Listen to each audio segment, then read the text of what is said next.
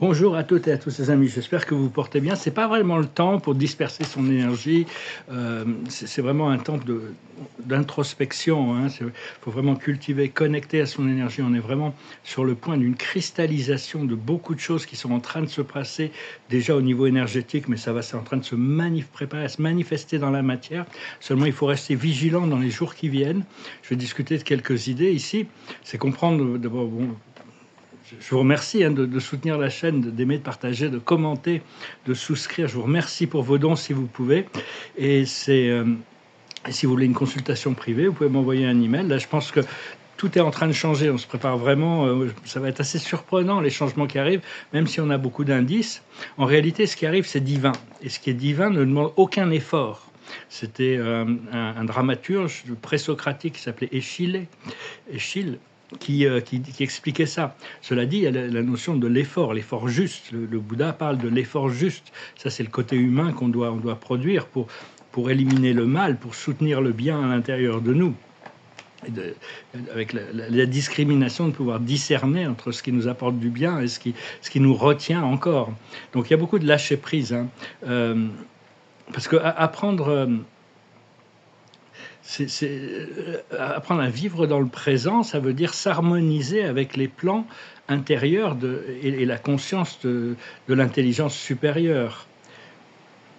Et personnellement, bon, ça y est, c'est un peu ce qu'on s'est passé, c'est qu'on doit être arraché de cette troisième dimension pour s'intégrer dans cette cinquième dimension. Il faut s'acclimater, ça vient progressivement. Il faut comprendre que l'attente, c'est la foi en action. C'est vraiment, et même si c'est ennuyeux, ça nous permet d'accumuler les pensées positives et continuer à cultiver cette vision de ce qui est important pour nous. Et bon, en réalité, c'est un peu c'est l'histoire d'Ulysse ou d'Odyssée. Odyssée, c'est le mot grec pour Ulysse. C'est le retour à Ithaque. Il a quitté son royaume et son bien-être, l'ordre divin des choses, pour aller se battre dans cette guerre terrible, la guerre de Troie. Après ça, il lui a fallu 8 ans pour revenir à Ithaque. Mais bon, moi, ça m'aura pris la moitié du temps. Moi, ça m'aura quand même pris longtemps aussi, hein.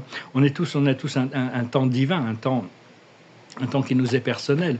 Mais là, vraiment, on arrive vraiment, si on arrive à se brancher sur cette fréquence de la foi, de la liberté, du bonheur, de l'abondance, de la joie, on arrive vraiment on est soutenu par l'univers, hein. On rentre vraiment, on doit passer du chaos à l'ordre. C'est un petit peu, le chaos a été créé pour le retour au divin. Cela dit, l'ordre divin a toujours existé dans les plans supérieurs. C'est ce que Platon explique dans le monde des idées. Il appelle ça le monde des idées. Mais en réalité, l'univers a toujours existe dans sa forme parfaite, de par la présence de Dieu dans toutes les choses.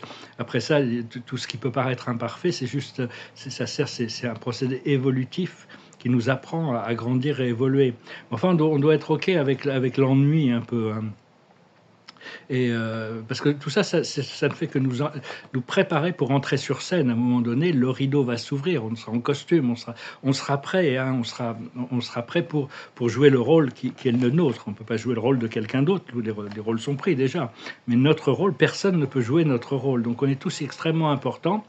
Et on peut répéter la scène jusqu'à un certain niveau, hein, parce que ce qu'il va falloir, ce qu'il va falloir par rapport aux prochaines étapes, c'est d'être bon dans l'improvisation, c'est-à-dire que chaque situation, on va aller rencontrer des situations, mais on sera guidé par l'intelligence supérieure, parce que l'expérience de cette nouvelle réalité dans la cinquième dimension, c'est déjà scripté, c'est déjà écrit par notre âme. Et donc mais c'est pas révélé complètement, ça se révèle au fur et à mesure que les expériences se présentent. Et nous, on a juste des indices ici, hein. Donc c'est vraiment comprendre que c'est la diversité qui fait la richesse de l'univers, la diversité à l'intérieur de l'unité. C'est pas parce qu'on rentre dans le champ unifié que tout le monde va penser la même chose, avoir les mêmes désirs, voir les mêmes visions. Ça fait partie de la grandiosité que tout est inclusif à l'intérieur de la réalité du Créateur. Et donc c'est important de continuer à faire attention. Il risque d'y avoir des attaques psychiques dans les jours qui viennent, hein. C'est-à-dire que toutes les forces sombres qui sont dans les corps humains, eux, ils sont vraiment un peu c'est un peu le sauve qui peut. Ils sont en train de faire ce qu'ils peuvent pour rester en place, mais ils sont en train de se battre entre eux pour garder un petit peu leur territoire et tout ça. Mais bon, c'est pas ça qu'il faut s'inquiéter. C'est des entités invisibles astrales qui vraiment sentent que bon, c'est la fin, hein, donc ils risquent d'attaquer, hein.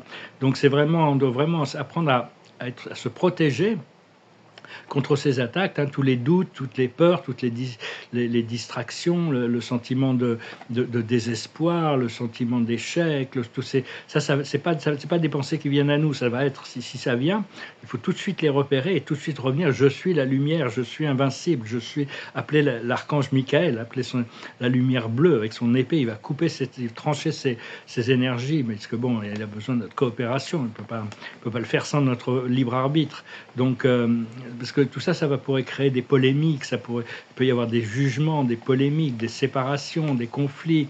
Donc c'est bien d'être conscient de ces énergies qui ne sont pas les nôtres si elles nous traversent l'esprit encore, hein.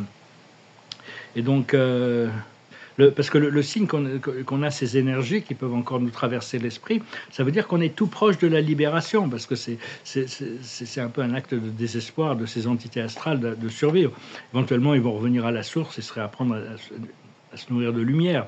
Mais pour le moment, ils ont encore ces fonctions, ce qu'on appelle des démons ou des entités astrales. Tout le monde est connecté à une cinquantaine de démons, d'une centaine, 150, peut-être moins, peut-être plus, ou un démon même. Mais certaines personnes, c'est leur guide principal, c'est des démons, hein, les forces sombres. Pour eux, les démons sont leur force principale qui les guide. Ce sont des êtres très intelligents, très malins. Seulement, ils n'ont pas la lumière. Et donc, si on se rappelle de notre lumière, on arrive à transcender ces illusions et apporter de l'amour et de la paix à l'intérieur aussi des connexions que l'on peut ressentir, parce qu'on n'est pas les seuls touchés. Tous les gens qu'on connaît, qu'on peut ressentir dans notre conscience, peuvent être touchés par ces énergies. Donc c'est bien de les protéger, leur envoyer de la lumière, leur envoyer de l'amour quand on pense à eux. Et donc oui, parce que plus on est proche de cette entrée dans la lumière, au plus ces forces vont se déchaîner, hein. Donc restez centré, restez vraiment centré. Et surtout la nuit, parce que la nuit, il y a beaucoup plus d'énergie cosmique. C'est bien de vous envelopper dans une couverture de lumière blanche avant de dormir. Et pour pas tomber dans le découragement ou la tristesse, et même c'est possible d'être affecté par des rêves très étranges, des rêves qui peuvent nous troubler. Et tout ça, c'est pas à nous, c'est pas des choses qu'on a fini de transmuter, tout ce qu'on a besoin de transmuter. C'est ce qu'on pourrait appeler des attaques astrales, hein. Et donc oui, voilà, c'est ce que je venais vous communiquer aujourd'hui. Personnellement, bon, je vais vous montrer un petit peu de trois. Je vais commencer un peu à peindre. Personnellement, bon, je vais parler un peu de peinture. Pour moi, la peinture, je vais devoir imposer un style, même dans une direction par rapport à mes projets, par rapport à d'autres artistes aussi, hein, une direction qui est au-delà de juste l'esthétique. On va chercher à apporter des choses qui sont nouvelles, pleines d'âme. Parce que il y a beaucoup d'art, je suis en train un peu de regarder dans des vidéos, parce que je ne peux pas trop voyager dans le monde actuellement, mais voir les foires d'art, les galeries et tout ça, il y a beaucoup d'art qui sont vraiment, c'est purement de l'esthétique, c'est pas, il y a beaucoup d'art que je pourrais payer pour avoir envie de ramener chez moi, mais il y en a beaucoup d'art que je pourrais payer pour ne pas rentrer chez moi, pour ne pas voir ça dans ma galerie, hein, parce qu'il y a beaucoup de choses qui sont très narcissiques, qui expriment tous les traumatismes des gens. Alors, c'est bien sûr, c'est de l'art qui est très, très, très acceptable, mais c'est pas du tout positif, c'est pas du tout de l'amour, c'est pas du tout de la conscience. Ça représente l'état d'esprit de l'artiste, hein, parce que bon, en réalité, dans le monde de l'art, qui c'est qui domine? Il y a une centaine de grandes galeries qui dominent le monde, et ils proposent 20 artistes. Sur les 20, il n'y a pas grand-chose. C'est un peu comme ces fois, je me demande, c'est très politiquement orienté, je me demande si Dieu attend pas que j'arrive sur la scène pour apporter cette nouvelle renaissance, parce qu'il y a beaucoup d'artistes qui travaillent avec des énergies de la source, mais on les voit pas trop sur la devant de la conscience. Parce que c'est pas vraiment l'artiste qui décide si l'art est important. C'est pas le monde de l'art. Sur le moment, c'est le monde de l'art, parce que c'est eux qui choisissent qu'est-ce qu'ils vont mettre en valeur. Mais à la fin, c'est l'histoire. C'est l'histoire, hein. Même si les gens appréciaient pas Van Gogh, il est rentré dans l'histoire. Même si les gens appréciaient pas Modigliani, il est rentré dans l'histoire. Donc c'est pas, au plus on est avant-garde, au plus c'est difficile de se faire connaître. Personnellement, je considère que mon art est post-contemporain, c'est-à-dire c'est un peu de la Renaissance. Parce que tout l'art est un peu narcissique quand même. C'est une réflexion de qui on est en le faisant. C'était Diderot, le philosophe, qui avait fait des critiques d'art et il avait analysé le portrait de Narcisse de Caravage. Et il en avait conclu que toutes les peintures avaient une forme de narcissisme. Bien que pendant très longtemps, ça servait aussi à la politique. Mais enfin, bon, il n'y a pas grand-chose de nouveau. Ce que je vois dans les foires d'art, c'est un peu ennuyeux, c'est un peu toujours la même chose. Donc on va vraiment pouvoir essayer de chercher de l'art qui apporte vraiment une nouvelle énergie, l'énergie de la source, de Dieu, de l'amour, de la lumière, les codes pour l'ascension qui font réagir l'intérieur. Hein. Donc moi, c'est un peu ce que j'ai. Je sais que j'ai ça dans ma peinture. Et, euh, et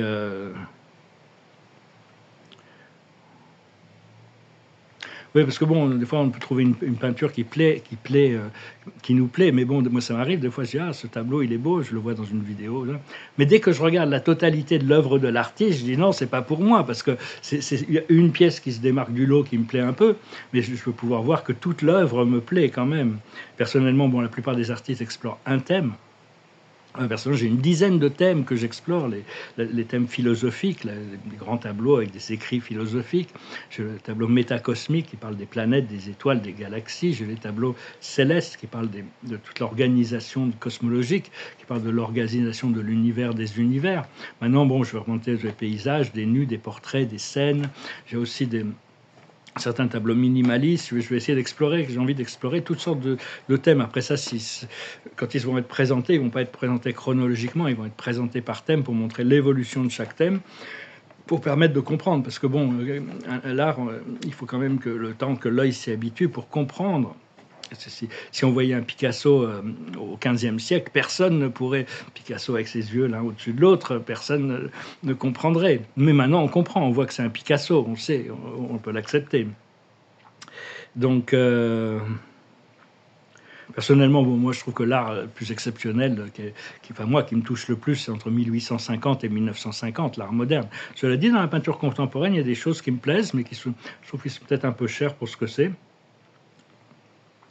Et donc, bon, je continue, je me prépare vraiment pour mes projets artistiques. Je tiens une carte pour voir, je peux montrer. Et là, c'est pas pratique pour peindre, je voudrais bien faire des vidéos. Dès que j'ai un atelier, je vais faire des vidéos sur la peinture, l'évolution des tableaux, tout ça, quoi, un petit peu dans l'action de la chose. Pour le moment, je peins sur un coin de table, c'est très inconfortable, ça me fait mal au dos, j'ai plus d'espace là pour peindre, et donc c'est très très délicat, mais je m'arrange quand même pour le faire, pour continuer un petit peu. La carte de la journée, c'est le respect des règles, c'est-à-dire rentrer dans l'ordre des choses, essayer de s'aligner avec l'ordre des choses, la loi de Dieu, et c'est la loi. Une fois qu'on est un avec la loi, on devient la loi, et c'est notre loi. Ce qu'il faut comprendre, la plus haute sagesse, c'est l'être équitable, être transparent, être honnête, être juste, être équilibré. Ce qu'il faut comprendre, c'est les cœurs fidèles, qu'on reste fidèle à ce qu'on aime, rester fidèle à nous-mêmes, c'est chouette, elles sont. Dire qu'une fois que le corps de lumière elles ont une couronne sur la tête, une fois que le corps de lumière est activé, on a une couronne de lumière. C'est pour ça qu'on appelle le chakra de la couronne. C'est parce que la lumière nous couronne, on devient souverain de notre royaume intérieur, et ça c'est en train de s'activer. Ce qu'il faut faire, c'est s'approcher du gouffre, c'est se préparer à prendre des décisions. Il y a toutes sortes de décisions, il y a des choses sur lesquelles on n'a pas le choix, c'est pas la peine de perdre du temps sur les choses qu'on n'a pas le choix. Par contre, il va y avoir plein de décisions importantes à prendre. Et l'aboutissant, c'est la symphonie inachevée. On continue à travailler sur nous-mêmes, à purifier notre conscience, notre corps, nos habitudes. On continue à raffiner et peaufiner notre travail intérieur. C'est ce qui va. Parce que bon, même si on tourne la page et on arrive sur ce nouveau cycle, il y a tout un nouveau cycle de perfectionnement et d'intégration qui va continuer à se développer. La carte du jour par rapport à la cache, les mémoires cellulaires, c'est la spiritualité ou la religion. c'est-à-dire suivre une voie qui est correspondante à nos croyances, qui nous élève progressivement chaque jour, tout en respectant toutes les croyances des autres. Toutes les routes mènent à Rome, toutes les religions sont des doigts d'une même main. En réalité, donc ne croyez pas que parce que quelqu'un est d'une religion, tous les autres vont en enfer. C'est pas vrai, c'est pas le cas. Tout le monde, Dieu voit par rapport à ce qui se passe à l'intérieur. Dieu n'a une seule religion, c'est l'amour. Et donc, il y a un seul parti politique, c'est la liberté, et une seule race, c'est la race humaine. Hein. C'était une phrase qui traversait sur Internet, que j'avais reçu ça au début des années 2000, mais c'est quelque chose qui reste toujours assez compréhensible. Alors ça, c'est un petit tableau que je viens de finir, dans ce sens-là. Et donc, au début, c'est des dessins, c'est des études, et puis après, ça se développe sur des grands formats. C'est plein de projets. Ça, je retourne à la source. C'est des tableaux avec une phrase, hein, c'est pour se souvenir. Chaque fois qu'on regarde le tableau, on se rappelle, je retourne à la source. Ça efface toutes les peurs, ça efface tous les doutes, puisque de toute manière, on est dans l'éternel, on est dans le vrai, le beau, le bien. C'est avec notre intention de retourner à la source. Et je vais retirer quelques cartes pour finir avec les tarots des anges. Pas mal de chansons qui me passent à travers la tête, mais bon, on verra ça plus tard. La carte de la journée, c'est la consolation. On va pouvoir se consoler quand même, parce que tout ce qui arrive, ça va nous permettre de comprendre pourquoi on a dû traverser toutes ces épreuves aussi. Il y avait vraiment un sens à tout ça. C'était vraiment une préparation pour le nouveau stade. Mais tant qu'on n'est pas arrivé là, on ne peut pas savoir vraiment. Donc, continuez quand même à faire attention, à vous protéger pendant les jours qui viennent. La sagesse parle de réparation. On doit réparer et préparer. Ça va être une réparation. Je dois avoir plein de choses à réparer. Et puis après, il va y avoir une préparation. C'est assez bon. Je ne vais pas rentrer trop dans les détails, mais il y a énormément de détails qui se mettent en place dans mon esprit. Ce qu'il faut comprendre, c'est l'espoir, l'espérance, la foi. Il faut vraiment continuer à rester positif le plus possible. Ce qu'il faut faire, c'est le repos. Vous voyez, c'est un peu ce que je sens aussi. C'est pour ça que je n'étais pas sûr de faire des vidéos aujourd'hui, mais je me suis dit, je vais quand même venir vous parler, vous saluer. J'espère que ce message aura été intéressant pour vous. Je vous remercie de ne pas oublier de soutenir la chaîne. Et je vous remercie pour votre soutien personnel. Et l'aboutissant, ça va être la justice. On va pouvoir retrouver ce monde équitable. Un monde équitable. Pour le moment, le monde, la justice, elle avait été tuée, mais elle revient. C'est-à-dire que c'était la raison du plus fort est toujours la meilleure.